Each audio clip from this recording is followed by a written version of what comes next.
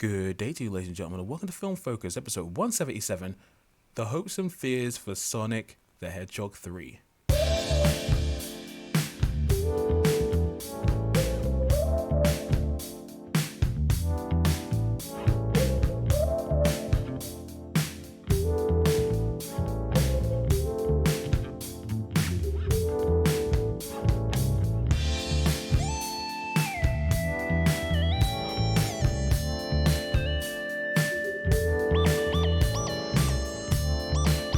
Well, hello there, ladies and gentlemen of North, South, East, and West, and welcome to another episode of Film Focus.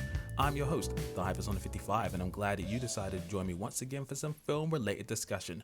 And today, we return to my Hopes and Fears series with my Hopes and Fears for Sonic the Hedgehog 3, the upcoming third film in the trilogy for the live-action CG hybrid versions of the Sonic the Hedgehog video games directed by Jeff Fowler.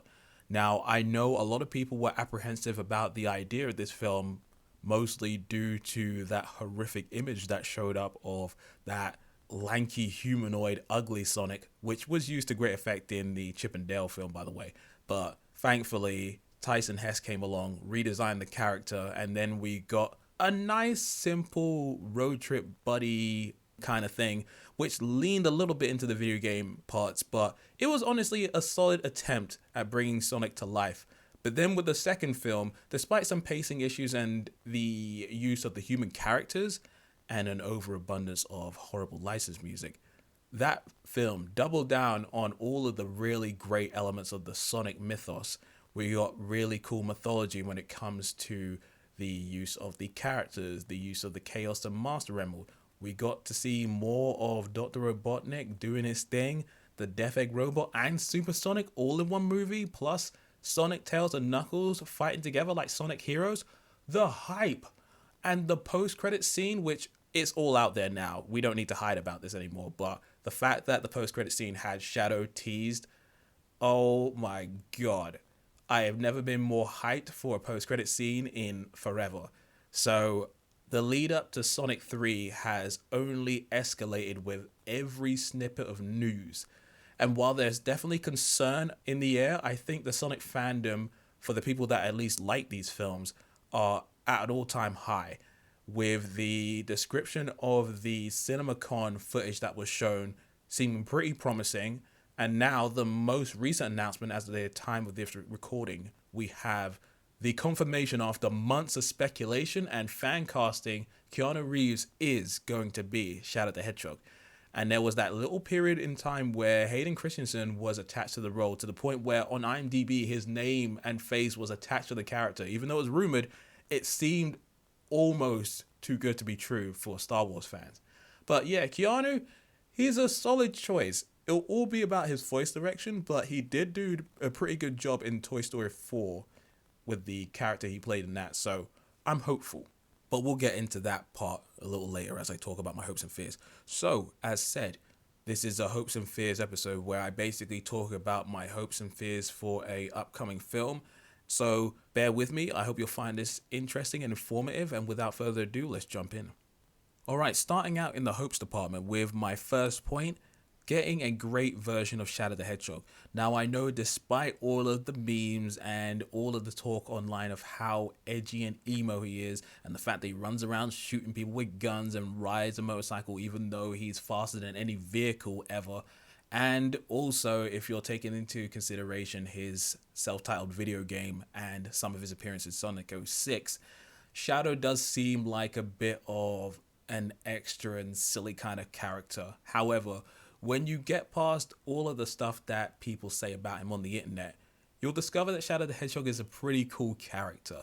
He very much has Vegeta energy for Dragon Ball fans, you know, if you wanted to put it for comparison. But basically, he is the mirror opposite of Sonic. But he also has one of the most interesting backstories and character journeys throughout the Sonic games, at least when he was, a more notable part of the games when they were being made.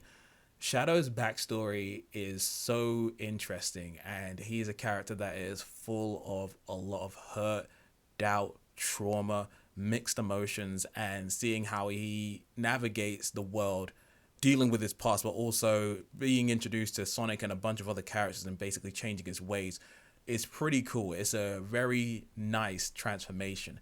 And plus, he's the definition of cool, man, especially in Sonic Adventure 2 and Sonic Heroes. Those are the portions of the Shadow character that I think works best. I think there are elements of his character that are interesting in his self-titled game from 2005 and Sonic 06, but by that point, I just think it's a little diluted and not nearly as cool as he could be. And I know Shadow has come back periodically in certain appearances in stuff like Sonic Boom and the recent Sonic Prime TV series, but I've only ever seen clips of those. I don't know how well the characterization is, but at least from the stuff I've seen, it doesn't hold a candle to his original appearances, primarily on the Dreamcast and when Sonic Heroes went multi-platform on the PS2, Xbox, and GameCube.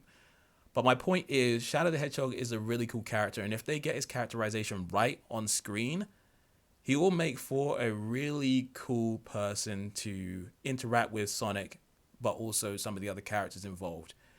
But they have to get that backstory correct, and that leads me into point number 2, where we have to have a solid adaptation of Sonic Adventure 2. Now, for a lot of people in the Sonic fandom, Adventure 2 stands in the upper echelon of Sonic video games, not only for the gameplay and its use of multiple characters, but for its story.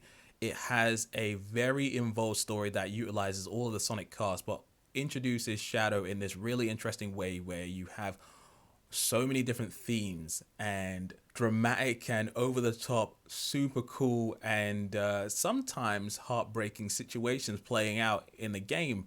And it's way more than a lot of Sonic games deal with. And while obviously Sonic games only progressed in the story department after that, where you had more involved plots, before you got to the Sonic Colors era where we reset everything and then made the stories a lot lighter and less dramatic and involved.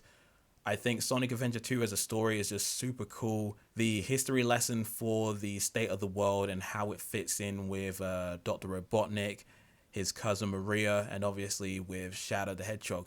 There is some very dramatic, very painful, and I would say horrific things that happen. Not crazy horrific, but again, for a video game franchise about a hedgehog that runs really fast is pretty heavy stuff. And especially looking at how the Sonic films have gone down so far, they are definitely, kid friendly, made for the family kind of adventures. And there have been moments of heartwarming stuff, but nothing too serious. But Sonic Adventure 2 has a pretty notable element of Shadow's past where someone has a pretty heavy thing happen to them. I don't want to ruin it for certain people who know what it is, but the fact that they have Maria Robotnik cast in this film, and there was a post on social media where I feel like she was in on the joke as well. If you know, you know. How it's going to be portrayed on screen is going to be critical to how well this adaptation works. If they get that element of the film right, okay. I'll be like, okay, you guys got balls, all right. But yeah, Sonic Adventure 2 is a really fun jam, and I just hope that they get the plot elements right. You got a lot of stuff going on with Gun, the organization that's chasing after Sonic and Shadow and stuff. You also have some stuff going on with the president. You've got the space colony Ark. You have all the different characters who come together to do a lot of crazy stuff towards the end of that game. I know, obviously, with this film, we still have a certain amount of characters that haven't been introduced yet, so there are still potential elements flying up in the air as to whether people like Amy and Rouge will show up, whether Gun will be less of a comedic organization like they were in Sonic 2, the film, and whether they'll get a little bit more serious like the games. Will we have the president involved in this film like he is in the games? So many questions up in the air, but again, you got to get it right. And point 3, I've sort of touched upon it in point 2, but I want them to lean more into the video game elements. One of the cool things about Sonic 2 for me was seeing how they took the mythology of the Master Emerald and Chaos Emerald and then rejiggered it for the film, but created a more streamlined version of the mythology that made sense within the context of that film. How the Echidnas had this war with the Owl people, and how they were vying for power. It was like an interesting mix of the mythology that you know from the Sonic Adventure games, but then they changed it for the film. You also got to see certain elements of like Labyrinth Zone in the sequence where Sonic was navigating the maze in order to get to the Master Emerald, and the shrine where the Master Emerald was held. I was kind of getting a little bit of vibes from the altar that was used in Sonic Adventure, but also like Hidden Palace Zone. While not exactly the same as Hidden Palace Zone, because obviously that has a very different aesthetic, it's very similar in that kind of way. Obviously, Sonic and Knuckles fighting gives you flashback to Sonic 3.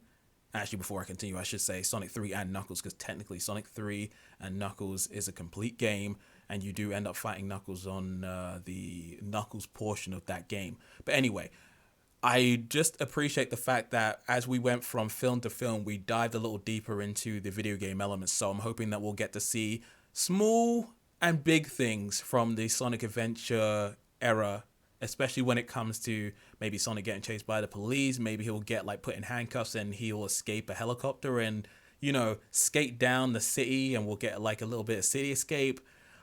Maybe Sonic will get incarcerated and he'll get busted out. Will we get to see Prison Island like explode?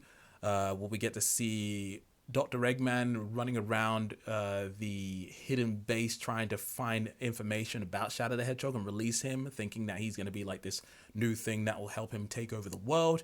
Will we get to see the Space Colony arc? Will we get to see the Eclipse Cannon? Will the Bio Lizard be in there? There's so much to consider. But yeah, obviously they can tap in from any other elements of Sonic as well, because, you know, it won't be just specific to a Sonic Adventure 2, even though that's the core place where they're drawing elements from. You can still borrow things from maybe the 16-bit games, maybe even some stuff from like the more modern era. It all just depends on how they're going to do it, but I just hope that we'll get to see more video game elements incorporated in a really fun and streamlined kind of way. Also, point number 4, I want to see awesome action sequences. I feel like each Sonic film has had its moments to have these really fun demonstrations of not only character abilities, but just well choreographed action scenes. The first film obviously had its slow motion segment where Sonic was running around, messing around with people in that bar that was similar to the Quicksilver slow down scene from X-Men Days of Future Past. You also had the portion of the film where Sonic was running around throwing his rings, traveling all over the world trying to outrun Eggman, which was pretty cool. I know I just called him Eggman, but, you know, stick with me. It's kind of one of those things that, as a Sonic fan, depending on what era of Sonic you're in, you'll either switch the names, but yeah, we'll go back to Robotnik. In Sonic 2, you had the Sonic and Knuckles fight in the Hidden Temple with the waterfall in the background. You got to see Sonic and Tails go up against the Death Egg robot. You also had Sonic running on the big old ocean, which was so hardcore and kick-ass. The portion of the film where obviously Supersonic showed up was hype as hell. And also the snowboarding down the massive mountain, which really should have had the be wild, be cool, be groovy music from Sonic Adventure in there. But yeah, with Sonic Adventure 2, there's a lot of really hardcore stuff that happens in there. So I hope that we'll get to see even more cool utilization of character abilities, especially when it comes to Sonic and Shadow probably going head to head because they're super fast characters. Hopefully we'll still get to see a lot of cool things with Knuckles and Tails, and possibly get other characters who show up as well. And then we also have point number 5, where I still want to see great characterization and character development for the people involved. One of the elements that I think doesn't get talked about as much is how good they've done for Sonic, Tails, and Knuckles.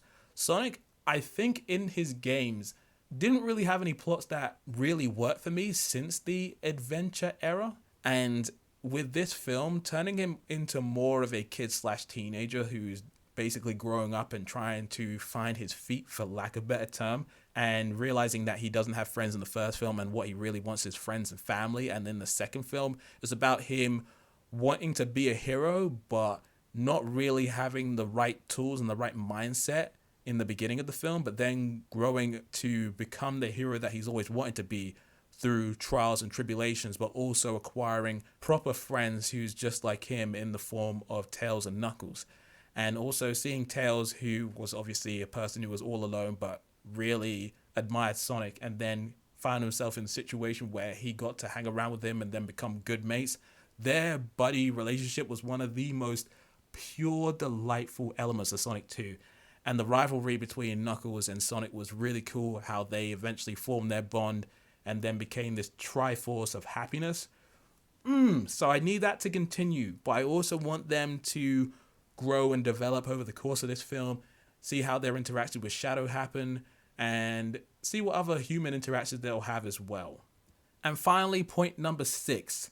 For the love of God, please use the bloody video game music. I've said this before, but it bears repeating. The Mario film, on its first attempt, had the use of the OG music. They got Brian Tyler to work with Koji Kondo to utilize years worth of Mario music, and they were able to utilize it in such a magnificent way. Hearing orchestrated versions of Mario music from the 8-bit days right up until Mario Odyssey was incredible. It's stuff I never thought I would ever hear, but it was magnificent. I wish there was more of it in the film, but unfortunately we had to deal with all that disgusting license music that drowned out the film and had no business being there. Sonic 2 unfortunately had a similar issue with the amount of needle drop music in there that had no reason being there. And Junkie XL, he's a pretty solid composer, but for some reason he's chose to omit the Sonic music from the films in a substantial manner. Let me just say it that way, because Sonic 1 at least had portions of Sonic music utilized. Obviously, during the introduction, you had a small orchestrated portion of the Green Hill music. You also had the use of the Hyper Potion song, which was the opening for Sonic Mania. But beyond that, and the little piano version of Green Hill at the end of Sonic 1, there has been no utilization of any music from the vast array of Sonic soundtracks. You have so much good stuff to utilize from, Sonic 1, 2, 3 and Knuckles, CD, Adventure 1, 2, bloody Heroes, Unleashed, Colors, Generations, Frontiers now, even Pieces of Forces you could even utilize, and Sonic 06 and Shadow the Hedgehog. With this film being in the Adventure 2 era, there is no excuse. And you slightly teased it in the release of the trailer for Sonic 3. There was a tiny portion of Live and Learn, the classic song from Crush 40. And I think even Johnny, the lead vocalist from Crush 40, alluded that he was going to be involved in the new film. If we get to hear Live and Learn in the film, I will internally implode. I will destroy myself. Not intentionally, but it will be happiness destruction, We need that Crush 40 sound, but we also need adventure stuff. We need to hear a little bit of maybe Escape from the City. We need to hear some stuff from Hidden Base, maybe Prison Island. I doubt we'll get to hear any Knuckles rapping in the film, but if they got any of that 100p stuff, that would be crazy. But yeah, I would like to hear stuff from the Adventure era, maybe utilize some stuff from Sonic 3, maybe even some Heroes or Shadow the Hedgehog material as well. If they could find a way to introduce Westopolis into the film, oh my god, that'd be so hot. Anyway, yeah, please use the video game music. You have a vast array, 30 plus years of Sonic music. Don't be punking out on us. Do the right thing and put the damn music in there. Alright, and now we move on to my fears. And my first point for the fears department is actually just something I just talked about. They won't use the bloody video game music. The first film, as I said before, utilized a tiny portion of it, and you assumed with the sequel they would at least expand upon that use of Sonic music, but they didn't. And while Junkie XL's film score for Sonic 2 was okay, it wasn't super memorable. And again, the use of licensed music was just tedious at times. I don't need it. I want my video game music. Please, for the love of man, don't be teasing Crush 40 and not give it to us. We live in an era where Mario did it and did it incredibly. It's time for you to step up and do the right thing. Point number 2 is also contingent on the music thing again. I'm just fearful that we'll get more licensed music, which just seems to be popping up in a lot of noteworthy big budget blockbuster films. I mean, Godzilla x Kong recently had some horrible use of licensed music in really unnecessary ways. And I'm like, what is going on? Not everybody needs to be Guardians of the Galaxy, man. Those were meticulously done in a way that felt right. And I feel Like, there's a lot of films that are just trying to borrow that kind of vibe, but utilizing it to poor effect. Save yourself the money and actually just put the bloody video game music in there instead. Also, moving on to point 3, getting a botched version of Shadow's backstory. As I said in my hopes department, Shadow's backstory is integral for this thing to work. There are a lot of elements in there that are not so happy and basically formulates Shadow's character. We need to see that demonstrated correctly and done well. And I just don't want it to be botched because it's the whole thing. I'm really hoping that Jeff Fowler, his writers, and everybody involved know what they're doing and they have that whole thing on lock, you know what I mean? And then we have point 4, which is the use of the human characters. Now, I know a lot of people before this film came out were hoping for a full-on animated world of Sonic that was, divorced from the human characters, because they found that, obviously the track record of having live-action CG hybrid characters hanging around with human characters wasn't the best.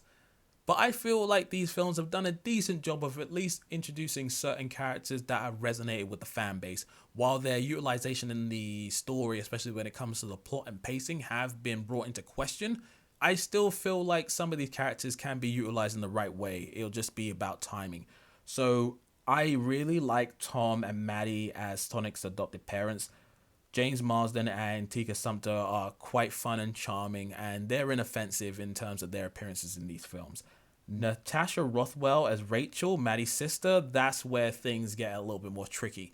I thought she was really fun and sassy in the first film, and she had her moments during the second film, but her character really took away from the momentum of the film with her fake wedding and her driving around to the Barracuda song. I love that song.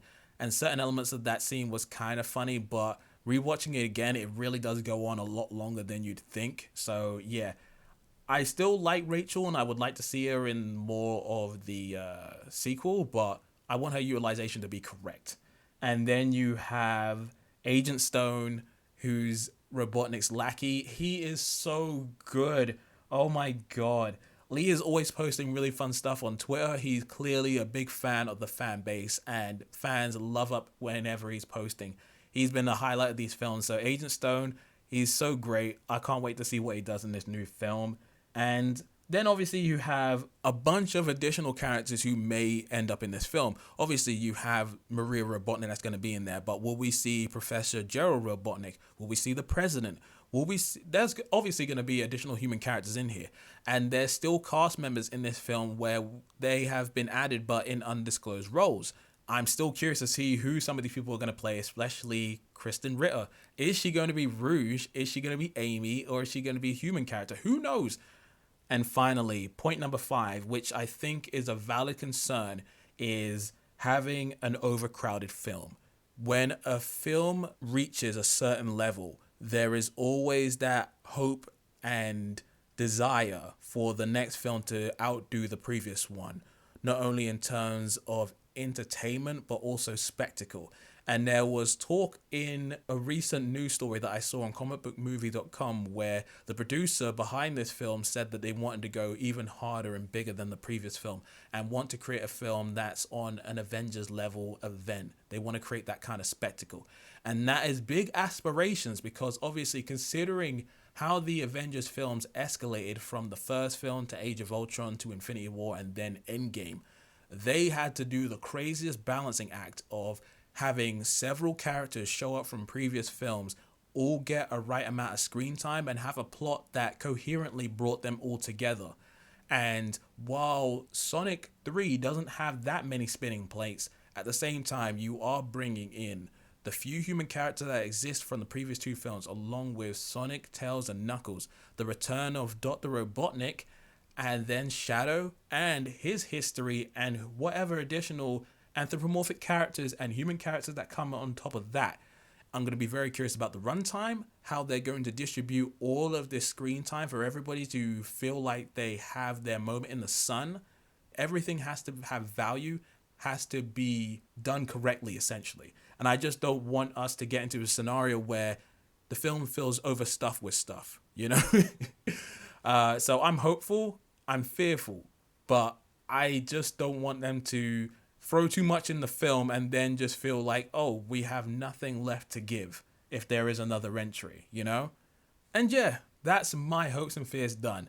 I know this episode went on a little bit and I honestly could have talked a lot longer, but I wanted to highlight those specific points because at the end of the day, I am stupidly passionate about Sonic, and these adaptations have done really well for the character's image and morale, especially during some of the darker periods where we had to wait for stuff like Sonic Frontiers to come around to elevate the people's spirits when the games weren't as hot.